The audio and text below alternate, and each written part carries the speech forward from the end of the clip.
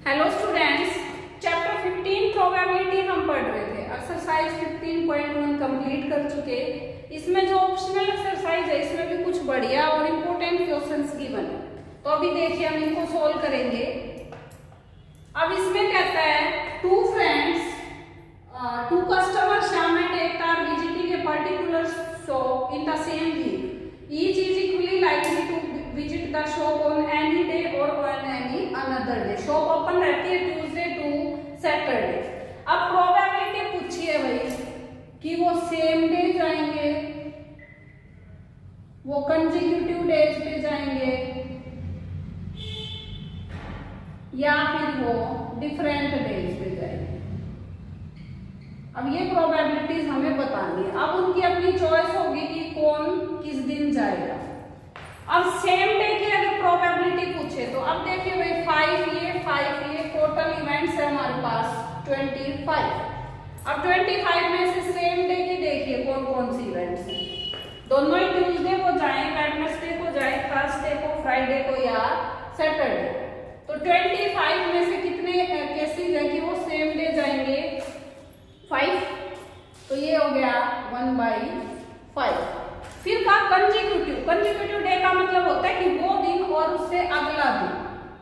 तो इसके केसेस हम निकालेंगे Tuesday Wednesday, Thursday Friday Saturday. लेकिन कंसेक्यूटिव तो ये भी है कि पहला सैटरडे को जाए, दूसरा फ्राइडे को। तो इस तरीके से इसमें करके हमारे पास केसेस बन जाते हैं 8। 4 केसेस तो ये थे ही, 4 और हो जाते हैं। तो टोटल कितना हो गया? 8/25। ये ना माने कंसेक्यूटिव की थर्सडे और फ्राइडे ही है, फ्राइडे और थर्सडे भी तो है, दोनों अल्टरनेट डेज पे ही आ गए। फिर कहता है डिफरेंट डेज। अब सेम डे के कितने हैं इवेंट? 5। टोटल कितने हैं? 25। तो डिफरेंट डेज क्या हो गए? 20। तो ये इवेंट हो गई 20/25 और इसका आंसर हो जाएगा 4/5। कंफ्यूजन आता है तो केवल इसमें आता है कंसेक्यूटिव डेज में। इसमें ध्यान रखें कि अल्टरनेट डेज होंगे, कोई सा भी किसी भी दिन जा सकता है, तो इसलिए इसमें कंफ्यूज नहीं होंगे। ठीक है। अब इसका सेकंड क्वेश्चन भी इसी तरह से टेबल बनाने का दिया हुआ है।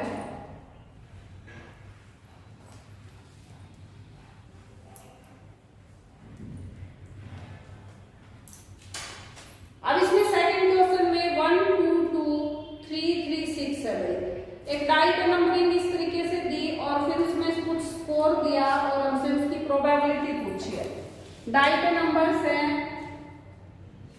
1 2 2 3 3 6। यहाँ पे भी 1 2 2 3 3 6 और इनको ऐड करना है। दोनों डाई की आउटकम्स को ऐड करके स्कोर लिखना है। तो यह आया 2 3 3 4 4 7। यह आएगा 3 4 4 5 5 8। 3 4 4 5 5 8 क्योंकि 2 ही है। 4 5 5 6 6 9। 4 5 5 6 6 9 7 8 8 9 9 9 12। ये तो हो गई हमारी टेबल कंप्लीट। इसको थोड़ा इस तरीके से बना सकते हो ताकि डिफरेंशिएट कर सको इजीली। अब इसमें बिल्कुल क्लियर है, डिफरेंशिएट है सारी की सारी टेबल। ये हो गई हमारी टेबल। अब पूछता है what is the probability that total score is even, total score is 6 and total score is at least 6. First अपनी probability of score even। तो even देखिए भाई 1 2 3 4 5 6 7 8 9 10 11 12 13 14 15 16 17 18। तो डाई के 6 केसेस कितने हो गए हैं? 36। और इवन नंबर्स की प्रोबेबिलिटी कितनी आ गई हमारी? 1/2। सेकेंड है प्रोबेबिलिटी ऑफ स्कोर 6 कितनी बार आया? बस यही तो देखना है। 4 टाइम्स ही आया ना इसमें, तो ये कितना हो जाएगा? 1/9. Probability of score at least 6. कम से कम 6 आए, 6 से बड़ा भी आ सकता है. 1 2 3 4 5 6 7 8 9 10 11 12 13 14 15. तो ये इवेंट्स कितनी हो गई हमारे पास? 15/36. और इसको कैंसिल करें तो कितना हो जाएगा? 5/12. ठीक है, इजी है क्वेश्चन बिल्कुल. बस आपको इनको ध्यान से करना होगा. ये एडिशन देता है कि प्रोडक्ट देता है, ये जरूर पढ़ लें अच्छे से. टेबल वाले क्वेश्चन देखने में लेंथी लगते हैं लेकिन वो मुश्किल नहीं होते, क्योंकि उस केस में हमारे सामने टेबल आ जाती है पूरी. Question number 3. A bag contains 5 red balls and some blue balls. If the probability of drawing a blue ball is double of red ball, determine the number of blue balls. तो bag में कितनी है भाई? 5 red balls. Let blue balls X. Red balls 5. अब कहता है कि probability of drawing a blue ball is double of red ball. तो प्रोबेबिलिटी ऑफ ब्लू बॉल, पहली बात तो इसमें टोटल बॉल्स कितनी होंगी? x + 5. Probability of blue ball x/x + 5. Probability of red ball ये है अपना 5/x + 5. अब क्वेश्चन में क्या कहा? Probability of blue ball is double of probability of red ball. अब इनका केस लिख देंगे हम. x/x + 5 2 × 5/x + 5. ये कैंसल और यहाँ से हमारा आ गया x = 10. ठीक है, बिल्कुल इजी है ये भी, इसमें भी कोई मुश्किल नहीं है. इसमें क्वेश्चन की स्टेटमेंट को अच्छे से पढ़ना जरूरी है.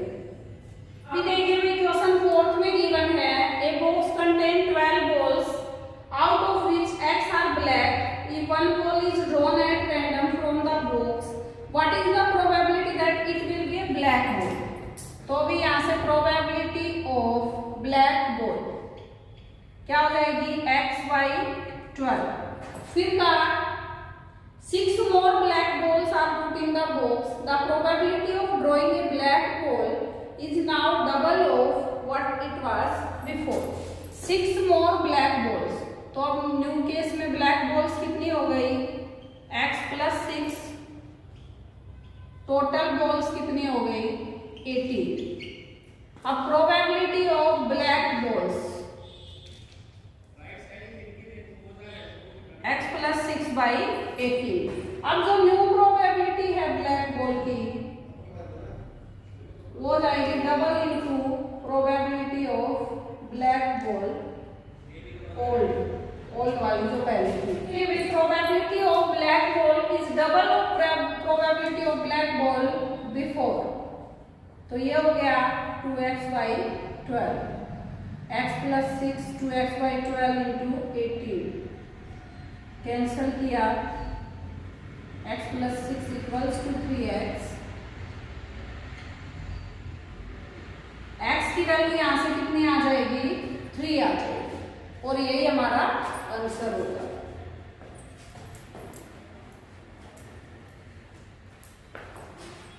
क्वेश्चन 5 में गिवन है. A jar contains 24 marbles. Some are green and others are blue. If a marble is drawn at random from the jar, then probability of drawing a green marble is 2/3. तो देखिए भाई इसमें total marbles 24. Let green marbles x, blue marbles 24 minus x. Probability of green marbles is 2/3. 3। अब यहाँ से x by 24 किया 2/3 के बराबर, क्योंकि ग्रीन x है और टोटल 24 है। ग्रीन मार्बल्स हो गए 16, बट इसने पूछा अपने से ब्लू मार्बल्स है, तो 24 माइनस 16 करेंगे तो इसका आंसर क्या हो जाएगा 8। ठीक है, इसी के साथ एक्सरसाइज कंप्लीट। बाकी देखते हैं नेक्स्ट वीडियो में, तब तक इन क्वेश्चंस की कीजिए अच्छे से प्रैक्टिस।